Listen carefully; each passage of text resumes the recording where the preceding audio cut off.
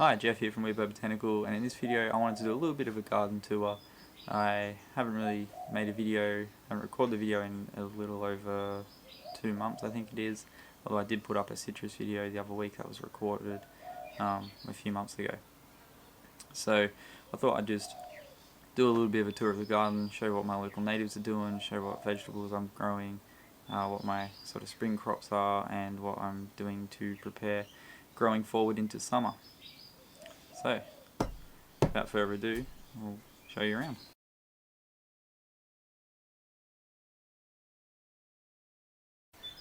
So I thought I'd start over here with the first half of the food growing garden and then move on to the second half of the food growing garden, and then we'll talk a little bit about some of the local natives that I've got growing. So the two plants here that aren't food plants are this grevillea, which is for some reason dying. Not really sure why, what happened there, but it gave me a couple of years of flowers and now it's dying. Not really too concerned about that because I did actually get that plant for free. It was just getting thrown in the bin, and it gave me a couple of years of flowers. I also wasn't just super attached to it as it's not a local native. It's just like a grevillea cultivar. It was a nice plant though, and it did have some nice flowers, but yeah, I'll just replace it with something else that's cool.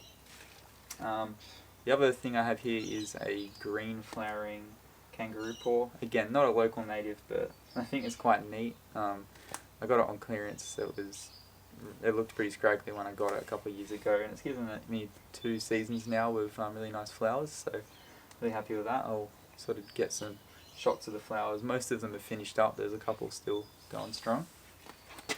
And then on to the food. So in this pot here, it's got a simple wigwam structure, just a 3 cane structure, and one of my 3 cucumber plants. So this is supposed to only be a small growing cucumber.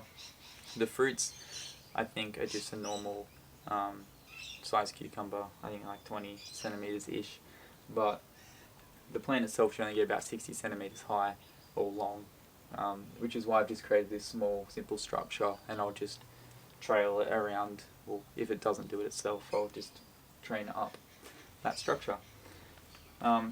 It's growing remarkably slow for a cucumber actually. I'm not sure why. It's starting to put on some nice new growth now, but it's sort of taken a while to take off, and I'm not really sure why that is, but it is what it is, and hopefully it'll get up soon and give us some fruits.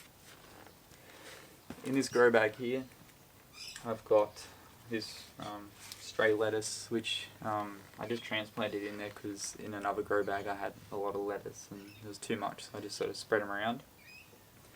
I've got these carrots, which are doing well. These are a baby carrot. I've already harvested a couple of them. There are multicoloured ones, so I think there's a purple, an orange and a yellow. Yeah, these ones are doing really well, growing strong. I should be able to harvest a couple more of these soon. They look like they're getting pretty ready. And then the main feature of this grow bag, which is another reason why I'm going to have to harvest these carrots soon anyway, is this capsicum. So I've got a long yellow sweet capsicum in here, and it's doing really well. It's growing really fast. It's put on a lot of new growth. It's got a good strong stem. Once I harvest the rest of the stuff out of this, I might try and sneak in a little a bit of an intercrop there, maybe some an annual herb or maybe some radish or something that's not going to impede the capsicum too much, because I really want to really focus on the capsicum out of that grow bag. Then further along we've got this sage, which is flowering really nicely at the moment. I'm happy to see it doing well. It wasn't doing so well. Obviously over winter it slows down, dropped a few leaves, but it seemed to get really more affected by the winter than I would typically expect from it. It wasn't an exceptionally cold winter or anything, but it's doing well now. It's flowering, looks really nice. It's a nice pop of colour, and it also is providing some nice flavouring for some of our cooking. Let me move over to this bigger grow bag in the background, and I've got in there another rogue lettuce, but also 2 of the yellow star squashes. So I grew them from seed, and they're doing quite well. Because they're a squash and they kind of just typically just fall out of the bag, but I don't really have the room for that.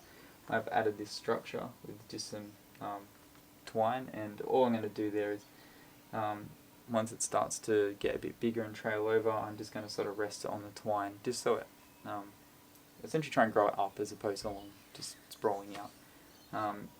Then in the other grow bag next to the sage, which I'll just bring around, we've just got the grow bag that originally had all the lettuce in it, but it also now has some basil growing in it, and I'll probably get rid of this lettuce soon. It's not the nicest lettuce. I'm a bit disappointed in the flavour of this lettuce. Actually, it's quite bitter, no matter what time of day I pick it. Not really sure why, but maybe it's just a bit of variety. But that was just a seed grown thing, and I just thought I'd try it out, and yeah, I probably won't grow that one again. I'll probably opt for a different type of lettuce next time, but it was interesting to try it out anyway. But yeah, the basil's doing really well in there, and once I get that lettuce out, I might put another herb in there. Not really sure what yet, but I've got a few things growing, so I might put something else in there. And then in the far grow bag, which has another one of these 3-prong wigwams in it, is another one of the yellow squashes, as well as, I think it's some kale. I can't remember what I sowed there. It looks and tastes a bit like kale, but I'm actually going to get rid of it soon because it's just been hammered by insects and stuff like that, and it doesn't really have any decent leaves on it anyway.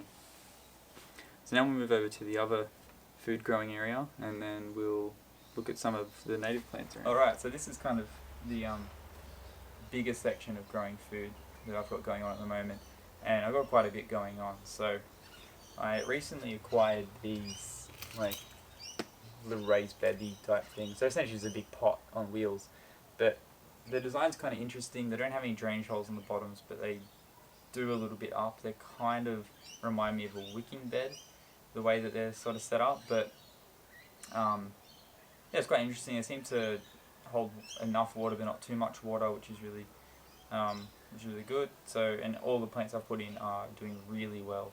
So I'll start from front to back, and then I might have to move the camera around so you can see some of this stuff over here. So the good thing about these raised bed thing on wheels is I can move them. So I've actually got quite a large size pot that's quite portable. Which is another reason why I really like grow bags, because they're quite easy to move around, pick up and move around, which is good when you don't have a lot of space. So like I've mentioned in other videos, my growing whole courtyard is 6 meters by 3 meters, and the growing space is only really about, or in summer, late spring and summer, I've got about probably 2/3 of that I can grow in light wise, although a significant chunk of that's taken up by my outdoor setting. And then in winter, really, I can only grow in about 1/3, maybe half of it. I can get some leafy greens in, just due to where the sun sits. So having things that can move around is really handy for me. It also means I can really maximize on space, because I can push things really close together, and then when I need to harvest or do maintenance, I can just wheel them out or move the bag away to get in and do work on whatever I need to do work on. So what I've got up here in this growing section is a bit of a mixed match of things, but I've managed to cram a lot in, and again, having these portable options like the beds on wheels or the grow bags and the handles is really handy for that. But on the right of me here, another one of these 3-stake wigwams, and I've got 2 of those cucumbers growing in this pot, the same as the variety on the other side. So the variety of these cucumbers is Space Master. They are a compact 60cm vine, and they're supposed to produce around about 30-20cm long fruits. So these ones are doing significantly worse than the other one, and the other one's already pretty slow for a cucumber, so not really sure why that is. They're not really big enough to be competing with each other for space in this pot. It is a kind of a small pot for 2 cucumbers, but I just had to and I didn't want to waste them, so I thought I'll just chuck them in. But we'll see what happens with them. They're starting to put on some new growth now, so hopefully it's just a little bit of acclimatization and they're going to be good now. Behind them, in this slightly larger pot with a single cane in it, is 4 basil plants and a tomato. Now, 3 of the 4 basil are doing really well. One looks like it's about had its day, but that's alright, so I've got a lot of basil going at the moment. And this tomato was doing really well, but bowerbirds came in and picked the leaves off it, so I decided to leave it in and to see how it goes, because they did that to a cherry tomato last season of mine that ended up doing really well and producing quite a bit of fruit anyway. So it's just a bit of a... They didn't really do damage the stem, they just took some leaves off. So it's maybe just going to be a bit of a slower process getting those tomatoes, but that's okay. In front of me here, I've got strawberries. So I've got... These are about, I don't know, I don't actually know the exact measurements, but they look like they're about 60 centimeters by 45-ish. So they're not huge, and they're about, I think they're about 30 centimeters deep, maybe a little bit more. But they've got these, like I think I mentioned before, they've got this interesting system where they have no drainage holes on the bottom, but a little bit up on the side they've got holes.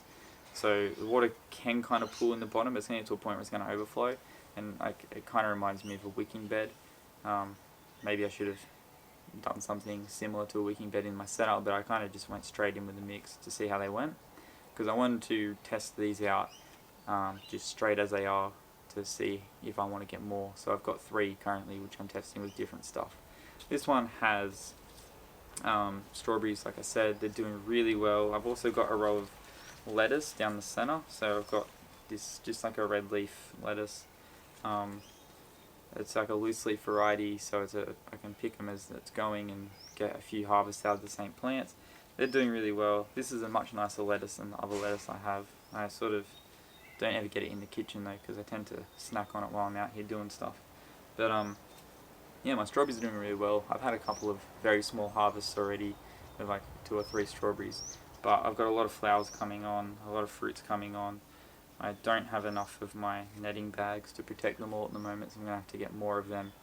And typically I wouldn't be that worried about protecting my strawberries with nets, because generally you're more worried about slugs and snails and things with strawberries, well, in my experience anyway.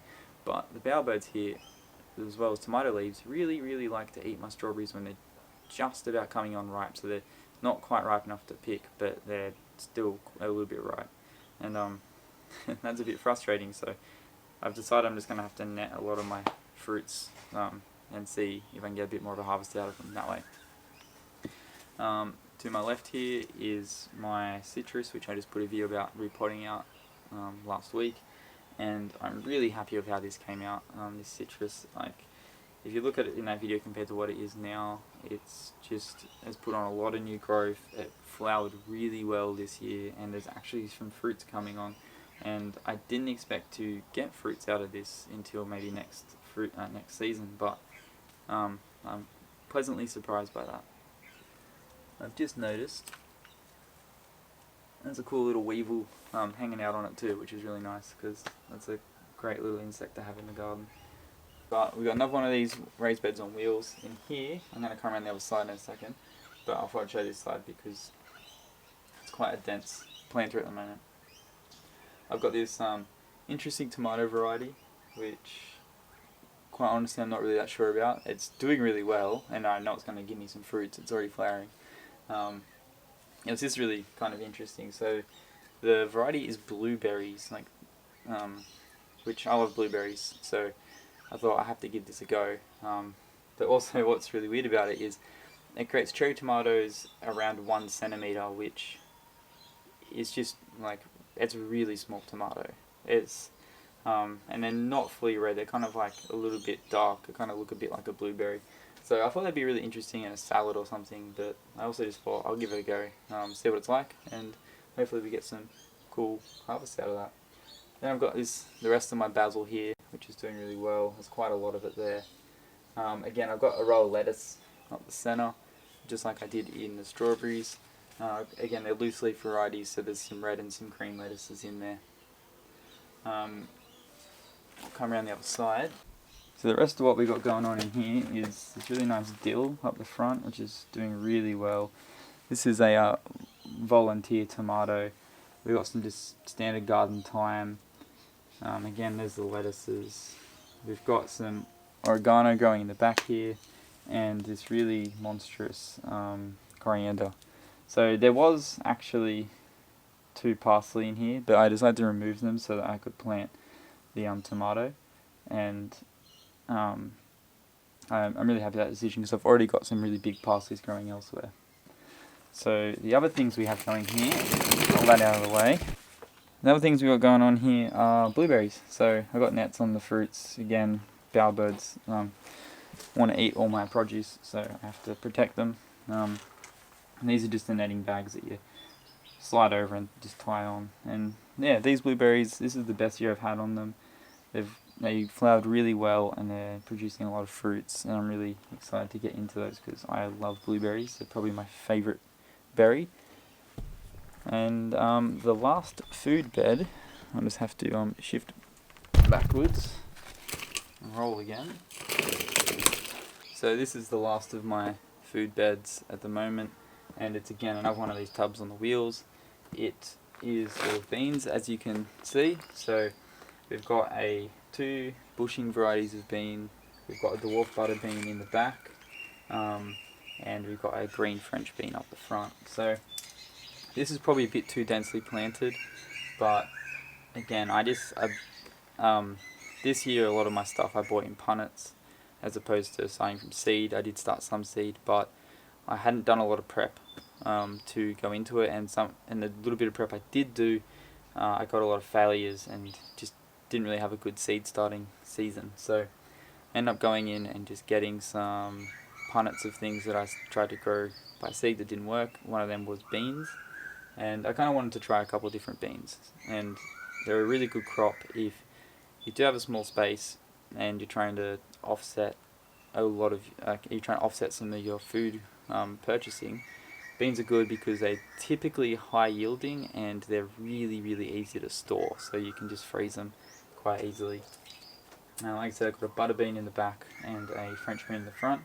The reason they're netted is because, again, the bowerbirds like to eat all the things that I plant.